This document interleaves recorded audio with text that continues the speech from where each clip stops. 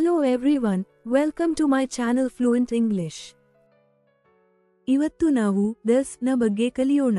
this ಎಂದರೆ ಕನ್ನಡದಲ್ಲಿ ಇದು ಎಂದರ್ಥ. this ಎಂಬುದು ಒಂದು ಪ್ರದರ್ಶಕ ಸರ್ವನಾಮವಾಗಿದ್ದು, ದೂರ, ಸಮಯ ಅಥವಾ ಆಲೋಚನೆಯಲ್ಲಿ ಸ್ಪೀಕರ್ಗೆ ಹತ್ತಿರವಿರುವ ನಿರ್ದಿಷ್ಟ ವಿಷಯ ಅಥವಾ ವ್ಯಕ್ತಿಯನ್ನು ಸೂಚಿಸಲು ಬಳಸಲಾಗುತ್ತದೆ. this ಒಂದು ಸಿಂಗ್ಯುಲರ್ ನೌನ್ ಆಗಿದೆ. this ಅನ್ನು ಎಲ್ಲಿ ಎಲ್ಲ ಉಪಯೋಗಿಸಲಾಗುವುದು ಎಂದು ನೋಡೋಣ. this ಅನ್ನು ಒಂದು ವಸ್ತುವನ್ನು ಸೂಚಿಸಲು ಉಪಯೋಗಿಸಲಾಗುವುದು.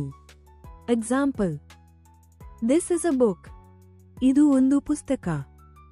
ಇಲ್ಲಿ ನೀವು ನಿಮ್ಮ ಹತ್ತಿರವಿರುವ ಪುಸ್ತಕವನ್ನು ಹಿಡಿದುಕೊಂಡಿದ್ದೀರಿ ಅಥವಾ ತೋರಿಸುತ್ತಿದ್ದೀರಿ. ಪರಿಚಯಿಸಲಾಗುವಾಗ this ಅನ್ನು ಉಪಯೋಗಿಸಲಾಗುತ್ತದೆ. Example: this is my friend, Sarah. ಇದು ನನ್ನ ಸ್ನೇಹಿತೆ ಸಾರಾ. ಇಲ್ಲಿ ನೀವು ನಿಮ್ಮ ಗೆಳತಿಯನ್ನು ಬೇರೊಬ್ಬರಿಗೆ ಪರಿಚಯಿಸುತ್ತಿದ್ದೀರಿ. ಪ್ರಸ್ತುತ ಕ್ಷಣದ ಬಗ್ಗೆ ಮಾತನಾಡುವಾಗ this ಅನ್ನು ಹಾಕಲಾಗುತ್ತದೆ. Example: this is my first day at school. ಇಂದು ನನ್ನ ಶಾಲೆಯ ಮೊದಲ ದಿನ. ಇಲ್ಲಿ ಇವತ್ತಿನ ದಿನ ಅಥವಾ ಪ್ರಸ್ತುತ ಕ್ಷಣವನ್ನು ಸೂಚಿಸುತ್ತದೆ.